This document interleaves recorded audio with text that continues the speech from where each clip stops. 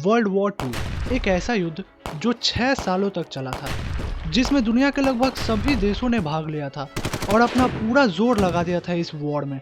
और एस्टिमेट किया जाता है कि इस वॉर में 70 से 85 मिलियन लोगों की जान गई थी, जिसमें ज्यादातर लोग नॉर्मल सिविलियंस ही थे। बट आखिर ये सब क्यों?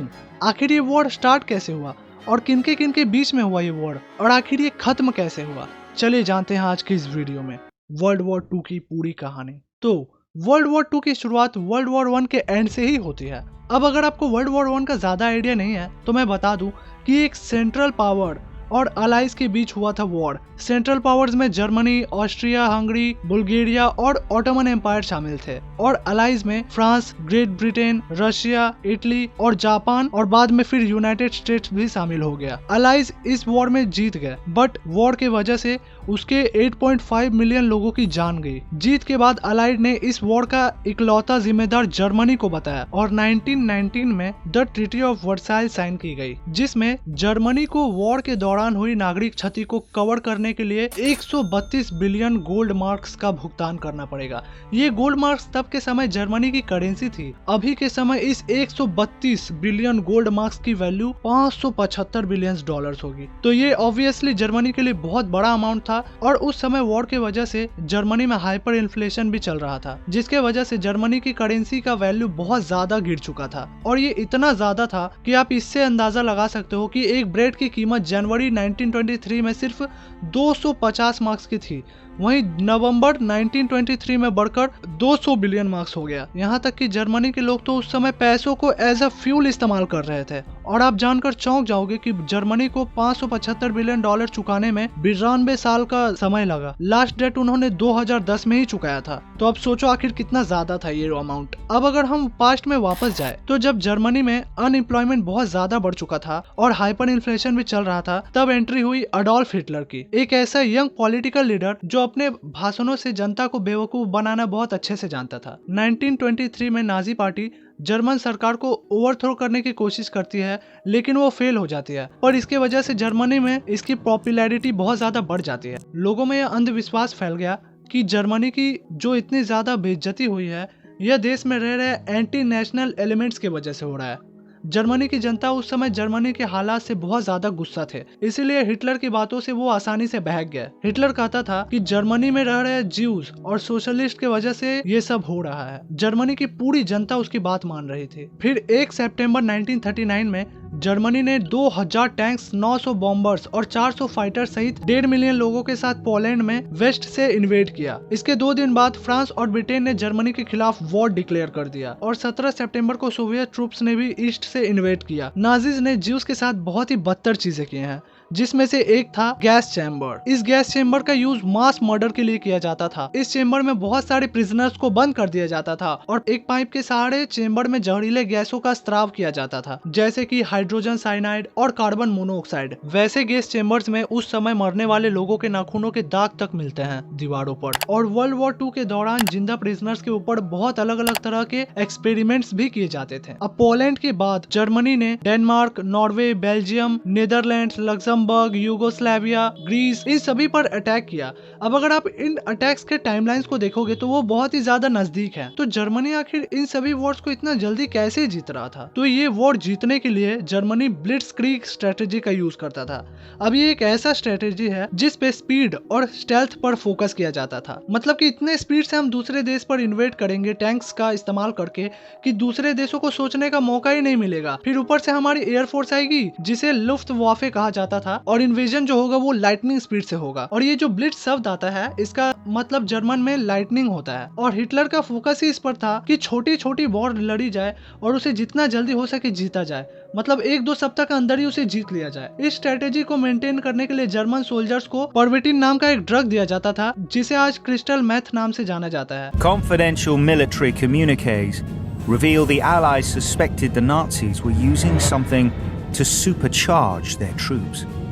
but they had no idea what it was. इस ड्रग को लेने पर इंसान की जो थकान रहती है वही दूर हो जाती है और रात को उसे सोने तक की जरूरत नहीं पड़ती है। भूख प्यास कम हो जाती है, दर्द कम हो जाता है और इंसान ओवर कॉन्फिडेंट हो जाता है। अब ऐसे ड्रग्स सोल्जर्स को देना तो बहुत ही ज्यादा एडवांटेजेस प्रूव हो रहा था, बट उनकी लॉन्ग टर्म हेल्थ के लिए बहुत ज्यादा हानिकारक था। जहां दूसरे सोल्जर्स रात को सो रहे थे, वहीं जर्मन सोल्जर्स ड्रग्स के वजह से दिन रात बिना रुके अटैक्स करते जा रहे थे। अब जर्मनी जो लगातार दूसरे देशों पर इन्वेजन करता जा रहा था, तो फ्रांस पहले ही समझ गया था कि जर्मनी फ्यूचर में उस पर भी अटैक करेगा ही करेगा, और इसीलिए फ्रांस ने इन्वेजन से बचने के लिए द मैग्नॉट लाइन नाम की एक 280 मील लंबी एक दीवार बनाई, जिसमें दर्जनों फोर्ट्रेस, अंडरग्राउंड बंकर्स, माइनफील्ड्स और गन बैटरीज शामिल थे। 1930 के समय बने इस मैग्नॉट लाइन का खर्च अभी के समय $9 बिलियन के बराबर होता है। और जैसा फ्रांस ने सोचा था, एग्जैक्टली जर्मनी ने उस पर भी 1940 में अटैक किया। जर्मनी ने 10 मई को फ्रांस, बेल्जियम, नेदरलैंड और लग्जमबर्ग पर अटैक किया, और उसी दिन ब्रिटेन के प्रधानमंत्री नेविल चैम्बरलेन ने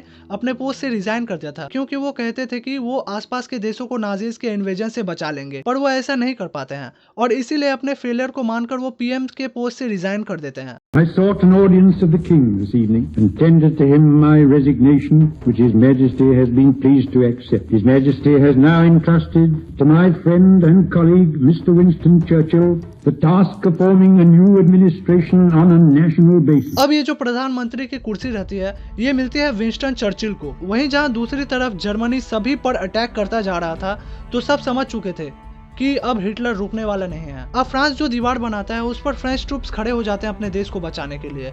बेल्जियम और लग्जमबर्ग के बॉर्डर पर अलाइड फोर्सेस तैनात रहती है उसे बचाने के लिए। हिटलर फिर से ब्लिट्जक्रीग स्ट्रेटेजी का इस्तेमाल करता है। हजारों फाइटर बॉम्बर एयरप्लेन्स और जमीन पर लगभग 30 लाख लोग जर्मन आर्मी के पास थे ऑफेंस के लिए, और इस लड़ाई को कहा जाता है battle of France. German troops को 3 ग्रुप्स में डिवाइड किया जाता है, ए, बी और सी। ग्रुप बी का काम होता है कि वो नेदरलैंड में जाके हमला करे और बेल्जियम में जाकर अलाइड फोर्सेस से लड़े, और ग्रुप सी का काम होता है कि वो मैग्नॉट लाइन पर जाकर हमला बोले। और अब आप सोच रहे हो कि आखिर ग्रुप ए का क्या काम है, तो group A he actually master plan था।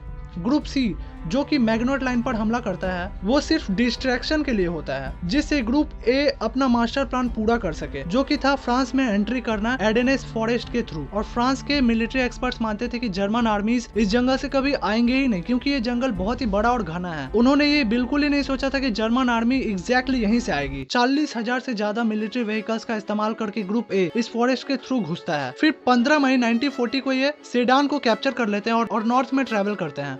अलाइड फोर्सेस ग्रुप बी के साथ वहीं पर लड़ रही थी, और उन्हें अचानक से बहुत बड़ा झटका लगता है ये देखकर कि सडनली यहाँ इतनी बड़ी जर्मन फोर्स उनके पीछे से कैसे आ गई। उन सोल्जर्स को तीनों दिशाओं से घेर लिया जाता है। एस्केप करने के लिए सिर्फ एक ही रास्ता बचता है उनके पास, जो कि होता है समुद्रों की ओर, डनकर्क के पोर्ट के पास, और यहीं से ये एस्केप प्लान बनाते हैं। और डनकर्क में जो कांड हुए हैं वो वर्ल्ड वॉर 2 में एक ऐतिहासिक मोड़ था, क्योंकि 4 लाख अलाइड ट्रूप्स डनकर्क पर फंसे थे। और हाँ गाइज, अलाइड फोर्स वर्ड का जो यूज कर रहा हूँ मैं, उसका बेसिकली मतलब है ब्रिटिश आर्मी और फ्रेंच आर्मी। जो देश हिटलर के खिलाफ लड़ रहे थे उस ग्रुप को अलाइज कहते हैं, और जो हिटलर के साथ लड़ रहे थे उसे एक्सिस पावर कहा जाता है। जर्मन आर्मी अलाइड फोर्सेस के नजदीक पहुंच रही थी, और उनके लिए भागने का एक ही तरीका था, जो कि था समुद्र के थ्रू। अगर इन 4 लाख सोल्जर्स को नहीं बचाया जाता तो ब्रिटेन और फ्रांस को ये बहुत बड़ा झटका लगता, और हो सकता था कि वो अपने देश को बचा भी ना पाते। इसीलिए विंस्टन चर्चिल एक प्लान बनाते हैं। 26 मई 1940 को ऑपरेशन डायनामो लॉन्च किया जाता है, पूरे मिलिट्री के इतिहास में आज तक का सबसे बड़ा इवैक्यूएशन। और यही जो जर्मन सोल्जर्स थी उनके बहुत ज्यादा नजदीक आते जा रहे थे और शूट करना स्टार्ट कर देते हैं। वहीं ऊपर से जर्मन एयरक्राफ्ट नीचे बॉम्ब्स फेंक रहा था। इस पूरे सिचुएशन को एक मूवी बहुत अच्छे से दर्शाती है, जिसका नाम है डनकर्क। फिर 4 जून 1940 लगभग 3,35,000 अलाइड आर्मी बच जाती है। इन्हें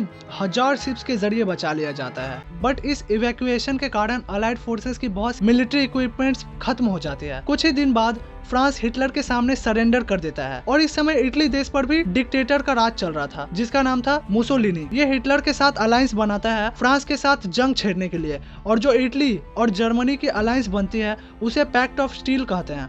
ये दोनों मिलकर फ्रांस और ब्रिटेन के खिलाफ वॉर डिक्लेयर कर देते हैं। इस टाइम पर यूरोप में सिर्फ 3 देश बचे थे, जर्मनी, सोवियत यूनियन और ब्रिटेन। सोवियत यूनियन और जर्मनी के बीच एक पीस एग्रीमेंट है, तो जर्मनी को सोवियत यूनियन से डरने की कोई जरूरत नहीं है। अब बचा सिर्फ जर्मनी और ब्रिटेन। अब आप सोच रहे हो कि अमेरिका यहाँ पर कहाँ गया, तो अमेरिका पहले ही इस सभी से दूर था। अब ब्रिटेन के पास सिर्फ दो ही रास्ता बचा था। पहला तो था कि वो हिटलर के सामने घुटने टेक ले, और दूसरा कि वो लड़े और अपने देश को बचा ले। तो अब आखिर ब्रिटेन क्या करेगा? और ये जो वर्ल्ड वॉर 2 जो कि इतना ज्यादा खतरनाक मोड़ ले चुका है, आगे जाके और कौन सा मोड़ लेने वाला है, इन सभी चीजों के बारे में जानने के लिए हमारे इस वीडियो का पार्ट 2 भी आने वाला है। उसे देखना मत भूलिएगा, क्योंकि ये वीडियो बहुत ज्यादा लंबा हो जाएगा और आगे जो होने वाला है वो और भी बहुत ज्यादा खतरनाक होने वाला है। तो इस वीडियो को अंत तक देखने के लिए शुक्रिया, और लाइक कर देना वीडियो को और चैनल को सब्सक्राइब कर देना, ताकि हमारी जो इस वीडियो की पार्ट 2 है वो आप मिस ना कर पाओ। तो तब तक के लिए गुड बाय।